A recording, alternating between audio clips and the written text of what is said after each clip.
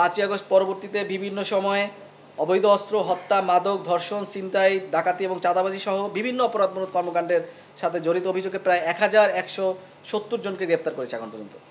এর ভিতরে আমরা মূলত যেটিকে প্রায়োরিটি দিচ্ছি, আপনারা জানেন যে সামাজিক যোগাযোগ মাধ্যমে বা সোশ্যাল মিডিয়াতে বিভিন্ন ধরনের ভিডিও ফুটেজ আমরা ভাইরাল হয়েছে দেখতে পাই, যেখানে ছাত্র জনতার উপরে যে গণঅভ্যুত্থান সেখানে কিন্তু গুলিবর্ষণকারী অনেকেই কিন্তু আমরা সেই সামাজিক যোগাযোগ মাধ্যম ভিডিও চিত্রে কিন্তু আমরা দেখতে পাই।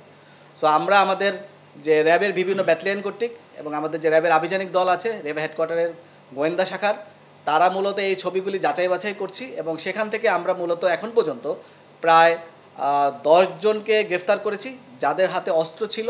ইভেন আমরা দেখতে পেয়েছি সেখানে AK-47 সদৃশ কিন্তু অস্ত্র সেখানে আমরা দেখতে পেয়েছি। এছাড়াও আমরা দেখেছি দেশীয় অস্ত্র দিয়েও তারা কিন্তু বিভিন্ন ছাত্র জনতার উপর তাদেরকে জখম করেছে এবং তাদেরকে আমরা গ্রেফতার করছি এবং এরকম আমাদের কাছে আরও প্রায় 30 থেকে 40 জনের তথ্য রয়েছে যাদের ছবি আমরা সামাজিক যোগাযোগ মাধ্যম থেকে সংগ্রহ করেছি এবং তাদেরকে আমরা অচিরেই গ্রেফতার আওতা নিয়ে আসবো।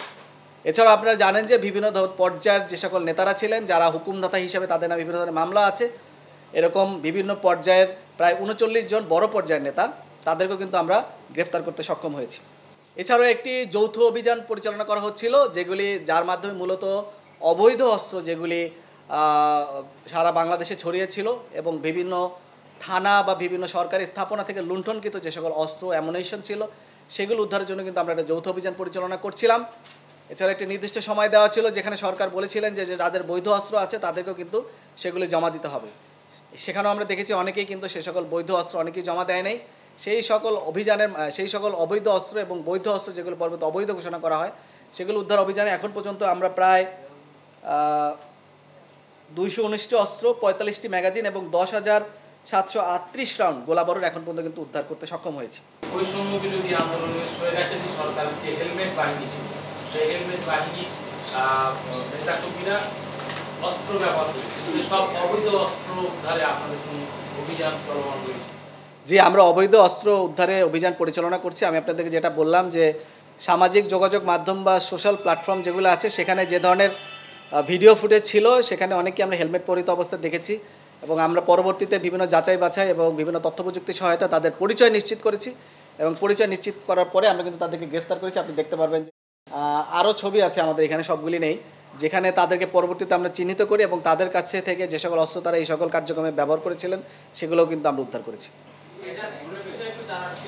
আপনারা 5 তারিখের পর থেকে দেখছি বিভিন্ন সময়ে ছাত্র জনতার আন্দোলনের উপর হামলাকারী গুলিবর্ষণকারীদেরকে আপনারা গ্রেফতার করছেন।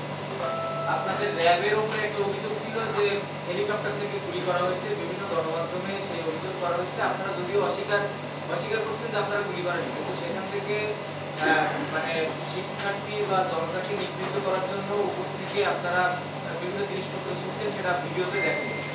আবার পুলিশের অনেকেই ছিল যারা গুলি করছে। আপনারা এই অনেকগুলো মানুষকে গ্রেফতার করছেন, আপনাদের বাহিনীর থেকে পুলিশ, র্যাব, এই যারা হচ্ছে এই হামলার সঙ্গে জড়িত ছিল, যারা গুলি বর্ষণ করছে, তাদেরকে গ্রেফতারের জন্য আপনাদের আছে। এখানে ধন্যবাদ আপনাকে আমি বলতে চাই যে আমাদের র্যাব ফোর্সেসের আপনারা জানেন যে 5ই আগস্ট পরবর্তী সময় কিন্তু বিভিন্ন বাহিনী থেকে বিভিন্ন জনগণ যারা এই সকল কাজ করেছে তারা কিন্তু পালিয়ে গিয়েছিল এবং এছাড়াও আমরা দেখব যে অনেকেই কিন্তু বিভিন্ন বাহিনী কিন্তু কর্মবিরতিতে গিয়েছিল, কিন্তু আমাদের র্যাব ফোর্সেসের কিন্তু কোনো সদস্য কোথাও কোনো কর্মবিরতি করেনি বা কেউ কিন্তু কোথাও পালিয়ে যায়নি। এবং এখানে আমি বলতে চাই, আপনি যে পয়েন্টটা বললেন যে আমাদের যে সকল সিসিটিভি ফুটেজ আছে, আমাদের যে সকল অস্ত্র ইন আউট রেজিস্টার আছে, তারপর যেখানে রেজিস্টারগুলি আছে সেগুলো বিশ্লেষণ করা হয়েছে, তার মাধ্যমে আমরা কিন্তু রিপোর্ট দিয়েছি এবং সেখানে আমরা বলেছি হ্যাঁ আমরা হেলিকপ্টার থেকে শুধুমাত্র টিয়ার শেল এবং সাউন্ড গ্রেনেড নিক্ষেপ করেছি এবং এই বিষয়টিকে পর্যালোচনা করার জন্য আমাদের র্যাব হেডকোয়ার্টার থেকেও বিভিন্ন ধরনের কার্যক্রম গ্রহণ করা হয়েছে, তার মাধ্যমেই কিন্তু আমরা নিশ্চিত হয়ে আপনাদেরকে বলছি। এবং আপনি যেটা বললেন যে ছাত্র জনতার উপর গুলিবর্ষণকারী, আপনি যদি ভিডিও ফুটেজ বা কোথাও দেখবেন যে আমাদের কিন্তু র্যাবের উপরে বা র্যাবের পক্ষ থেকে এরকম কিন্তু কোনো অভিযোগ আমরা কোথাও কিন্তু দেখতে পাই নাই। যদি আপনাদের কাছে যদি কোনো কিছু থাকে আমাদেরকে দিতে পারেন, আমরা সেই বিষয়ে অবশ্যই ব্যবস্থা নেব। বাট আমরা কিন্তু কোথাও আমরা র্যাব বা এরকম কোনো কাজ করছে এরকম কিন্তু কোথাও কোনো ভিডিও ফুটেজ নেই।